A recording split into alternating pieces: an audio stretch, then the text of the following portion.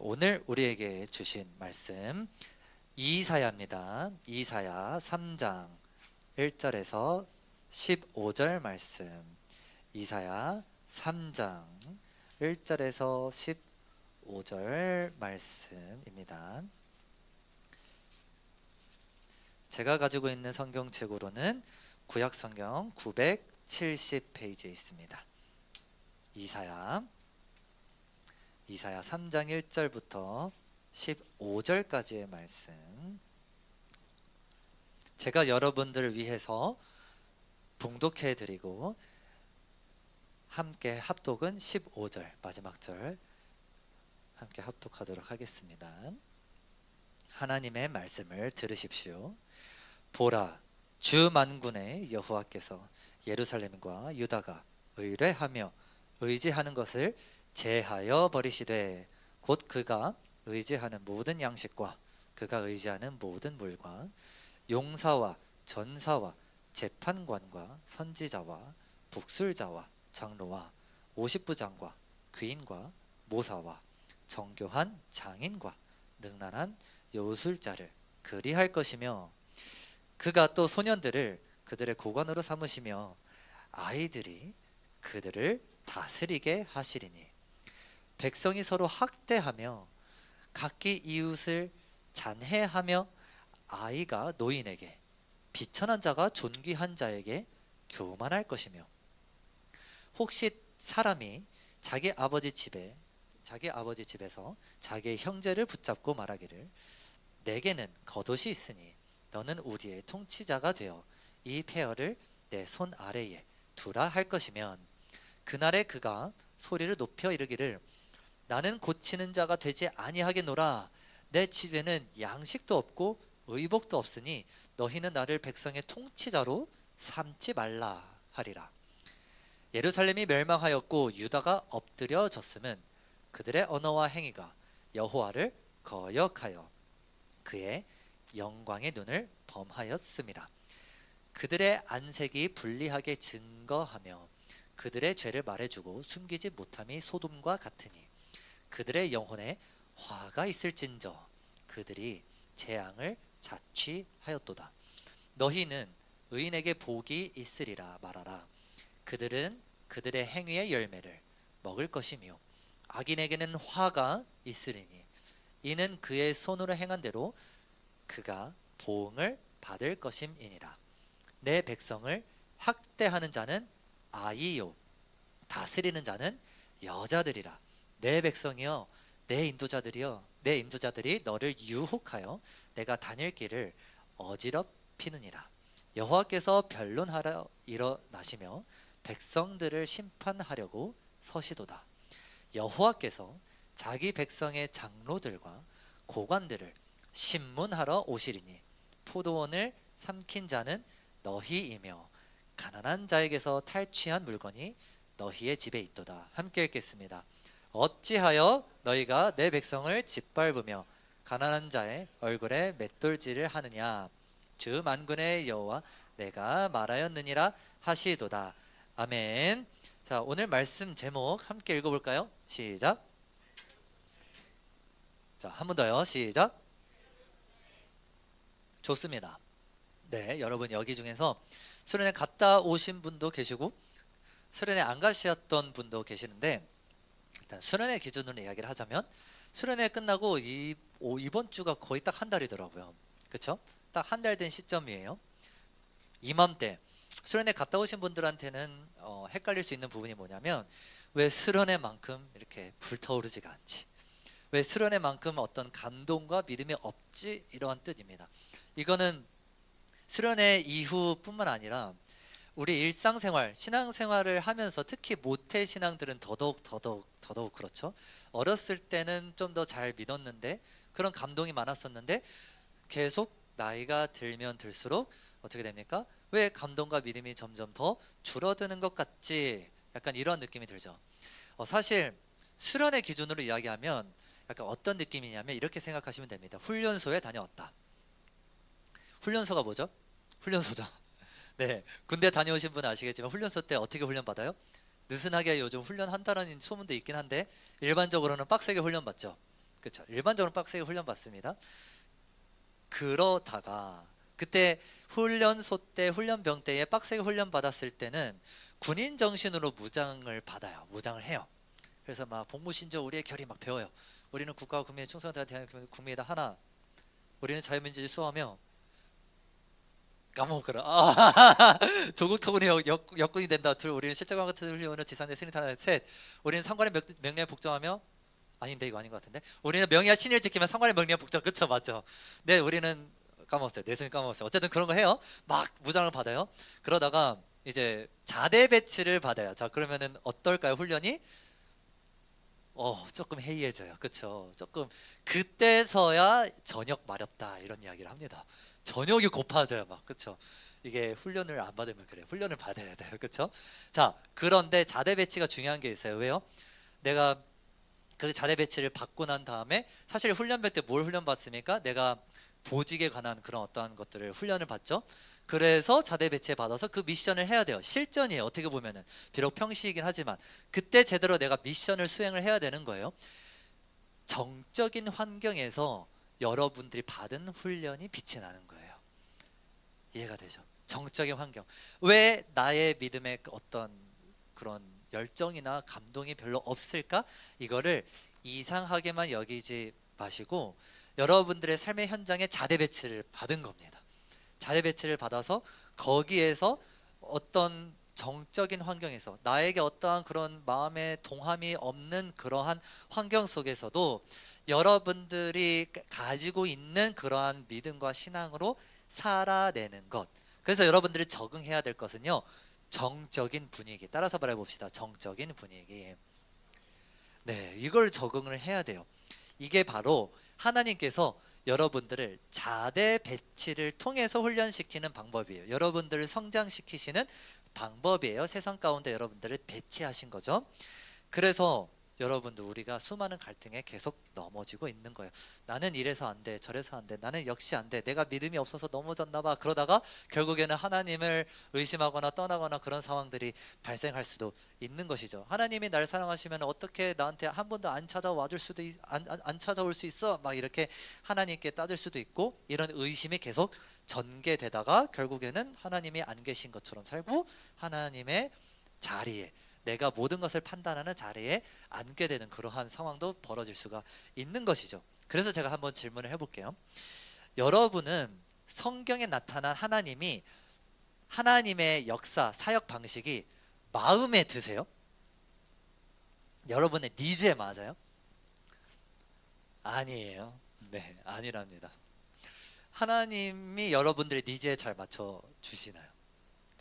네, 저는 하나님이 굉장히, 지금은 모르겠어요. 이성적으로는 이해를 하지만 감정적으로는 납득이 안 되는 부분들이 있어요. 하나님의 역사의 사역의 방식이 왜 이렇게 역사하는지 다 이해가 되고 마음에 흡족할까? 그러지 않을 수가 있어요. 앞으로 하나님께서 여러분이 원하는 모든 것을 들어주지 않겠다라고 한다면 여러분 그 하나님 어떻게 할 거예요? 여러분의 마음의 소원들 해봐. 기도 다 해봐. 한 100가지의 기도 제목 있어. 다 해봐. 하나도 안 들어줄게. 이러시면 여러분 그 하나님과 어떻게 동행하시기는 할 건가요? 네, 그러한 마음이 들겠죠? 자, 그렇게 하나님께 불만을 가진 사람들이 또 있었으니 오늘 본문에 나오는 이스라엘 백성들이에요. 이러한 이스라엘 백성들, 하나님을 버리고 결국엔 자기가 하나님의 자리에 앉아요. 하나님의 사역의 방식이 마음에 안 들어. 그래서 우상을 섬기고 그래요. 그때가 예루살렘이 멸망하는 때인데, 예루살렘이 멸망하는 때에 어떠한 상황이 벌어지는지를 이제 차근차근 한번 살펴볼 거예요. 4절과 5절. 4절과 5절. 예루살렘이 멸망하는 때에 이스라엘이 그들의 우상 숭배 때문에 예루살렘이 결국엔 멸망하게 되는데, 그때 어떠한 일이 일어나냐? 함께 읽겠습니다. 4, 5절 시작. 그가 또 소년들을 그들을 다스리게 하시리니 백성이 서로 학대하며 각기 이웃을 잔해하며 비천한 자가 존귀한 자에게 교만할 것이며. 자, 12절도 읽어볼게요. 시작. 아이요, 다스린 자는 여자들이라. 내 백성이요, 내 인도자들이. 아멘. 자, 요 본문이 이러한 역사적 배경을 담고 있어요. 예루살렘 멸망 당시의 배경이라고 아까 말씀드렸죠. 요약하자면 이런 겁니다. 어린 애들이 지도자가 돼요.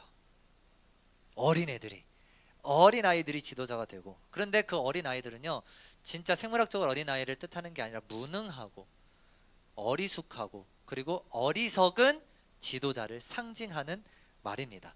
그러한 사람들이 권력을 쥐게 된대요. 지도자의 자리에 앉게 된대요. 위정자의 자리에 앉게 된대요.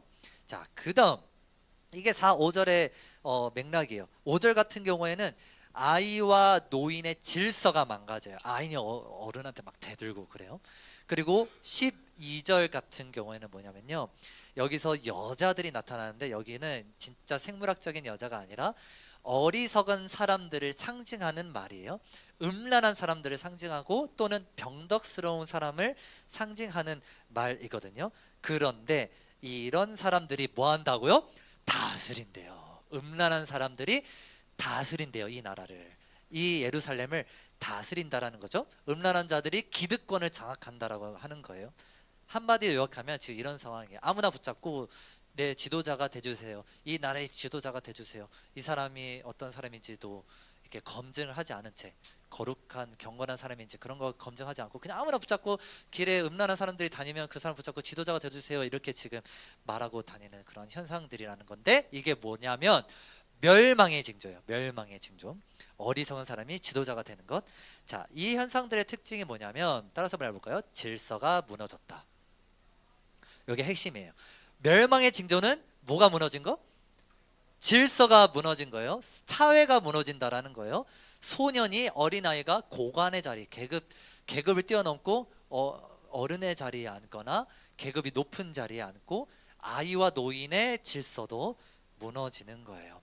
이 멸망의 징조가 영적으로는 지금 어떠한 메시지를 주고 있냐면, 이게 어떤 우리에게 메시지를 주고 있냐면, 하나님과 인간 사이에 괴리가 있어요.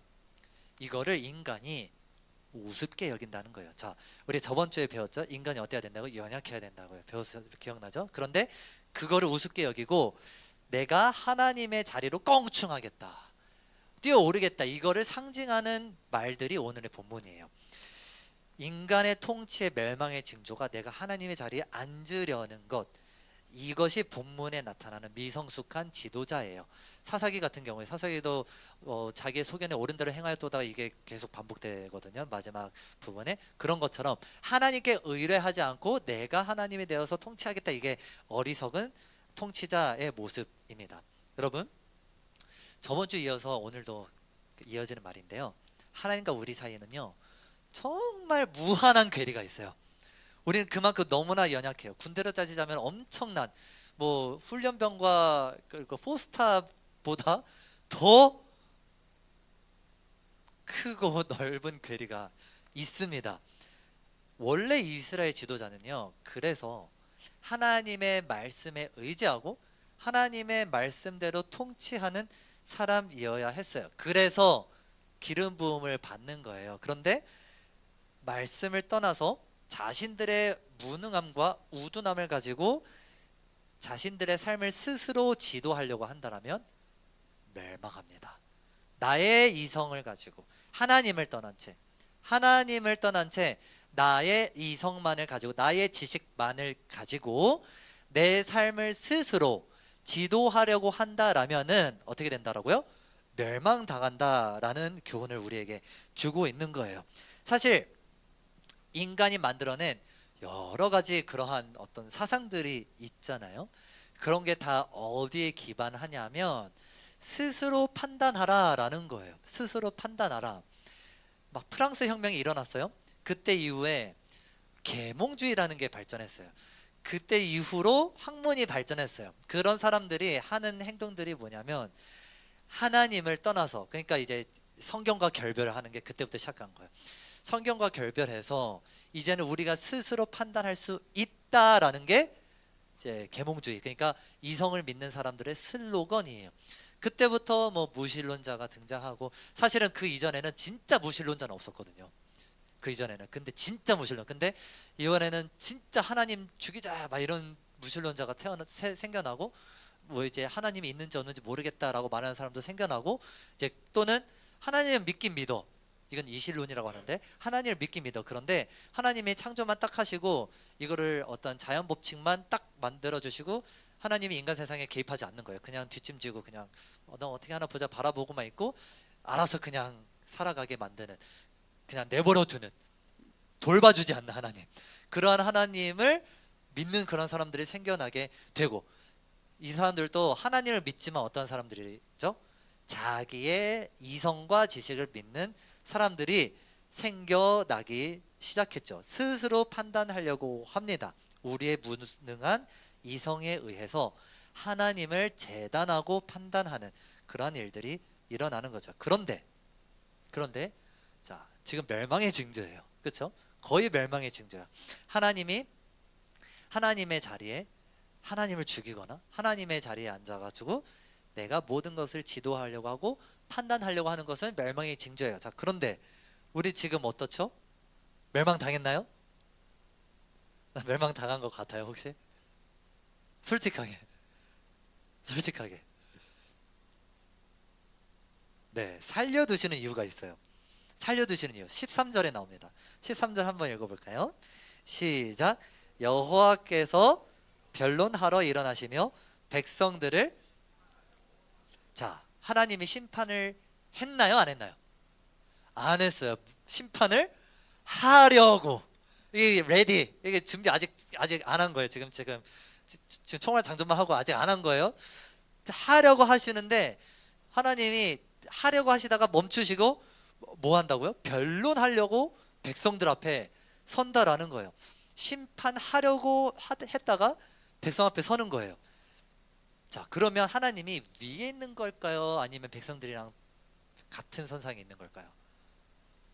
맞아, 백성 앞에 선다는 거니까 이해가 되죠? 갑자기 하나님이 내려오셨어요. 심판 제우스처럼 팍 해도 되는데 그게 안 하고 내려오신 다음에 변론, 이 변론이라는 표현이 중요한데 히브리어로 이 리드라고 하거든요. 이게 뭐냐면 다투다라는 의미예요. 다투다, 쟁론, 논쟁하다, 말다툼하다, 또는 어떤 의미도 있냐면 변호하다라는 의미도 있어요. 그러니까 하나님 자기 자신을 변호하는 거. 하나님 변호가 필요해요? 하나님께 적수가 있나요, 없나요? 없어요. 그냥 때려 죽이면 되는데 그렇게 안 하시고 인간과 굳이 지금 싸우고 계시는 거예요. 이 변론하다라는 그 표현이 어떠한 표현이냐면 인간과 동일선상에서 아까 말씀드렸죠. 대립관계, 그러니까 재판장에 판사가 어디에 있어요? 보통 위에 있죠. 위에 있다가 하나님이 뚜벅뚜벅 내려오셔가지고 갑자기 검사 옷으로 딱 갈아입고, 검사 옷으로 딱 갈아입은 다음에 이제 원고 쪽에 딱 서시는 거예요. 이제 피고인이 있어. 해가지고 피고인한테 막 이렇게 따지는 거예요. 막 너의 죄를 막 이렇게 따지는 거예요. 그 피고인이 막 나서, 막 그 변호인이 나서가지고 막 이렇게 쟁론해요. 막 논쟁을 해요. 지금 그러한 비유, 은유를 지금 하고 계시는 것이죠. 이게 저의 내피셜이 아니라 같은 역사적 배경인데 더욱더 적나라하게 나오는 장면이 미가라는 성경책이에요. 미가 들어보셨죠? 미가, 화면을 보시고 한번 읽어볼게요. 6장 1에서 3절 1에서 3절 함께 읽어볼게요. 시작. 너희는 여호와의 말씀을 들을지어다. 너는 일어나 산을 향하여 변론하여 작은 산들아 내 목소리를 듣게 하라 하셨나니 너희 산들과 땅에 견고한 지대들아 너희는 여호와의 변론을 들으라.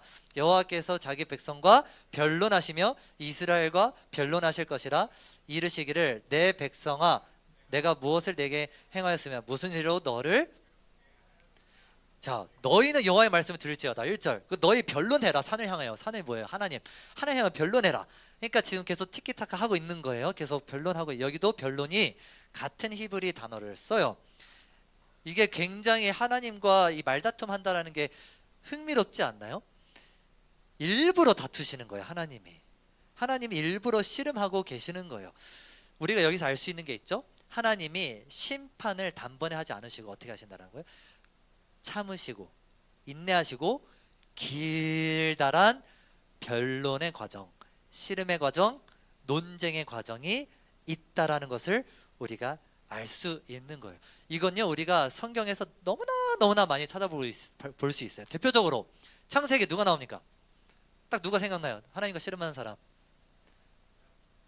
그렇죠. 야곱이 생각나죠. 야곱이 야복 나루터에서 어떻게 하죠? 씨름해요. 씨름해서 환도뼈가 부러져요.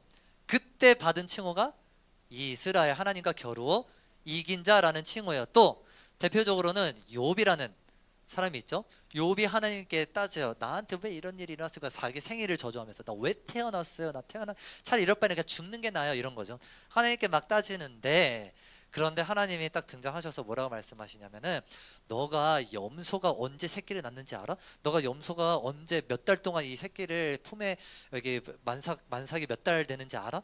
너가 리워 야단을 낚싯대로 잡을 수 있어? 이 바다 괴물이거든요. 낚시로 잡을 수 있어? 그러니까 지금 하나님이 자신의 전능하심을 지금 내고 계시는 거예요. 전지하심. 그러면서 하시는 말씀이, 트집 않는 자가 전능자와 다투겠느냐? 하나님을 탓하는 자는 하나님께 탓하고 하나님과 변론하는 자는 대답을 해라. 이러니까 욥이 뭐라고 말하냐면요. 이건 읽어볼까요? 욥기 42장 5절 말씀. 우리 함께 읽어볼게요. 시작. 내가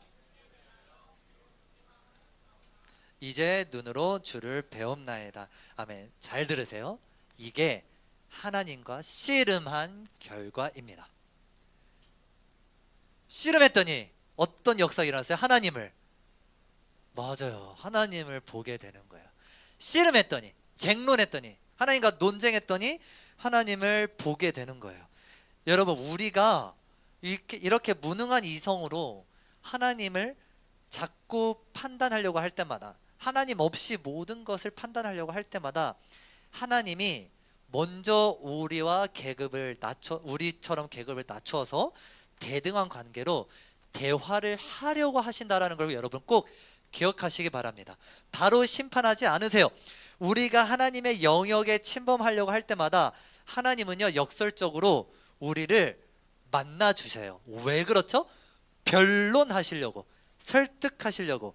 그러므로, 이거 중요합니다. 그러므로 하나님을 만난 자, 또는 하나님을 너무나 만나고 싶어 하는 자의 반응 중에 하나가 뭔지 아세요? 하나님과 변론하는 겁니다. 하나님과 변론하는 거예요. 꼭 기억하세요. 하나님과 변론하고 하나님께 따지고 싶어 하는 사람들의 대부분은요, 하나님을 의식했기 때문에 가능한 거예요. 하나님이 있다고, 계시다고 생각하기 때문에 하나님께 원망하고 하나님을 탓하고 하나님께 따지는 거예요.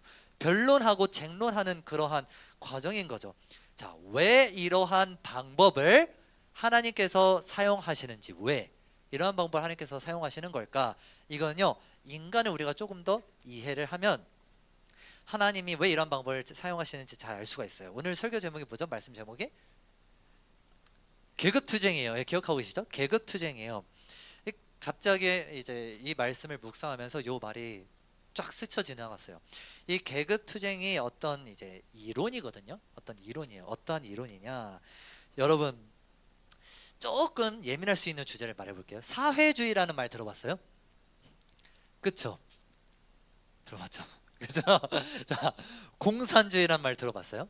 자, 그런데 그것의 바탕이 되는 이론 중에, 그것을 만든 사람 중에, 만든 사람이 아니죠. 그것에 어쨌든 시초가 되는 사람이 마르크스라는 사람이에요. 자, 그런데 그 사람의 어떤 여러 가지 이론이 있어요. 사회주의 이론이 있어요. 자, 거기에서 한 가지 어떤 개념이 있는데, 그게 뭐냐면 계급투쟁이라는 개념이에요. 계급투쟁.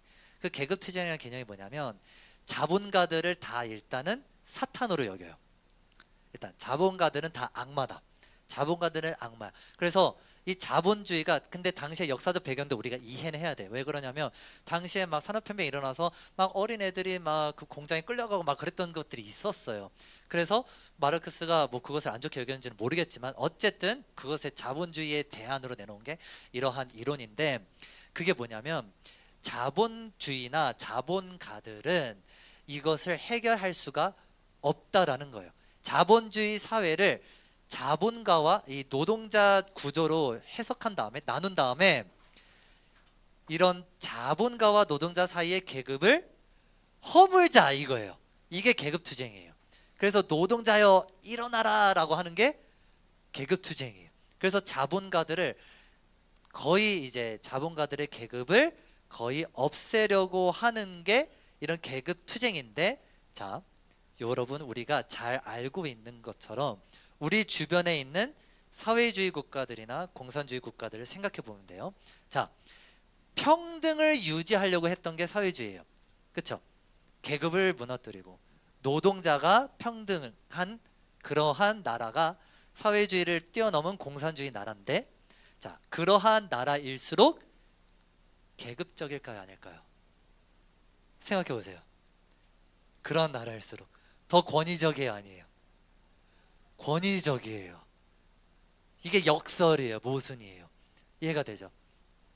이게 명분이 뭔지 아세요? 명분이 뭐냐면 공산주의 이데아를 이루기 전까지는, 유토피아를 이루기 전까지는 잠시 권력이 필요해라는 거예요. 예. 근데 언제 그날이 올 줄 어떻게 알아요? 그렇죠?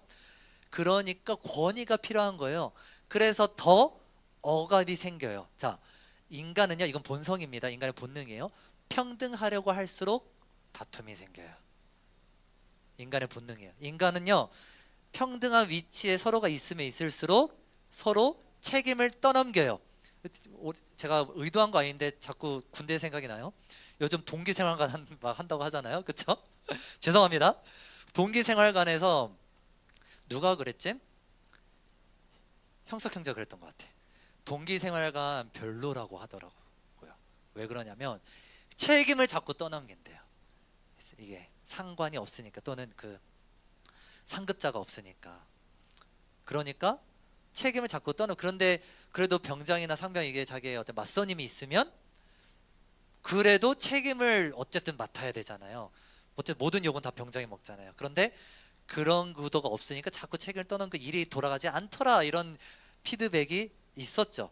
우리는 늘 권력으로 향하는 욕망이 있어요.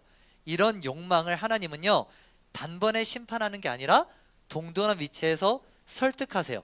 교만한 투쟁을 하나님은 받아주세요. 왜 그러냐면 하나님을 떠난 우둔한 인간이 그러한 통치자의 자리에 앉는 것을 허용하면서 언제까지 이걸 참으시는 거예요?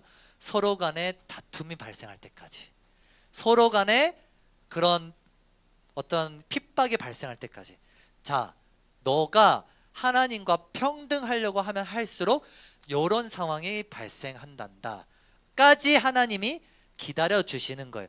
그래서 인간이 봤을 때, 아, 그렇군요, 납득이 될 만한 상황이 올 때까지 하나님은 참고 기다리심으로써 이 과정을 통해서 변론하시는 거예요. 이걸 깨닫게 하심으로써 변론하고 계십니다. 그래서 이렇게 변론하시는데요, 14절 15절 읽어봅시다. 14절 15절, 오늘 본문 3장 14절 15절 시작.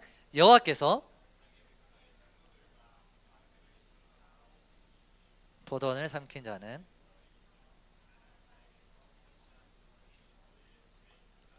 어찌하여 너희가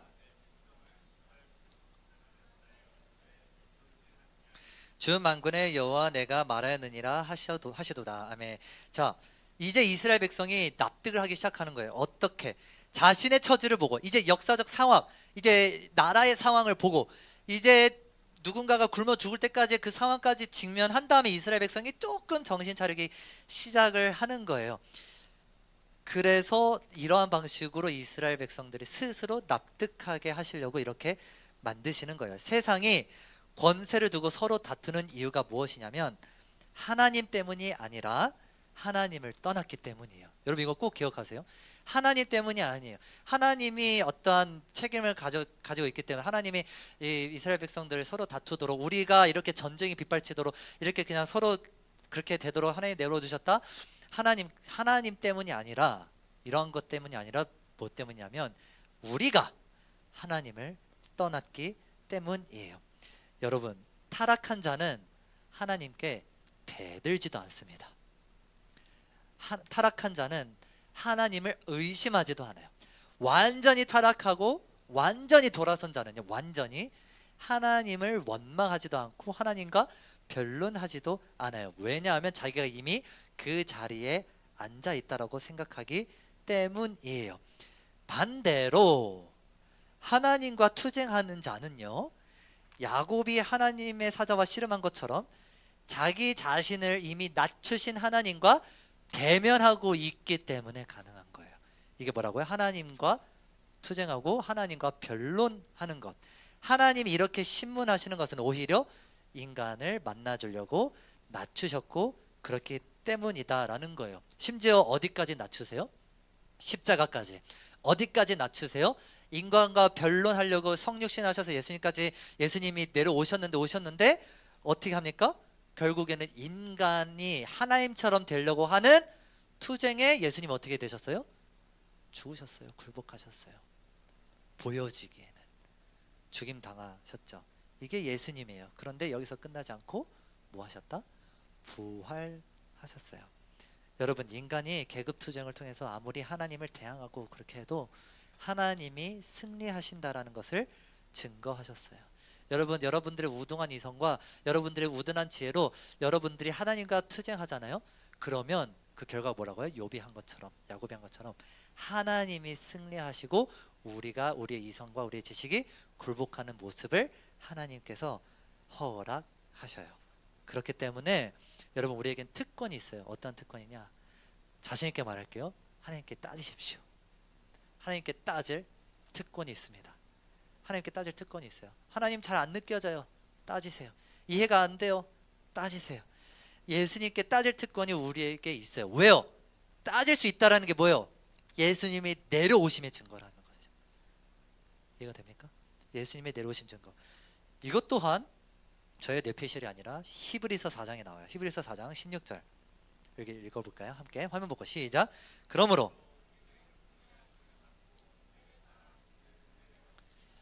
은혜의 보좌 앞에 담대히 나아갈 것이니라. 자, 여기서 담대히가 헬라어로 이 파레시아라고 하는데 이게 뭐냐면 모든 것을 숨기지 않는 거예요. 담대히가 용기 막 이렇게 막 하고 번지 점프하는 그런 약간 할 수 있는 그런 용기를 가지고 가는 게 아니라 안 숨기는 거. 원망의 마음도 있어요. 숨기지 않는 거. 하나님이 이해가 잘 안 돼요.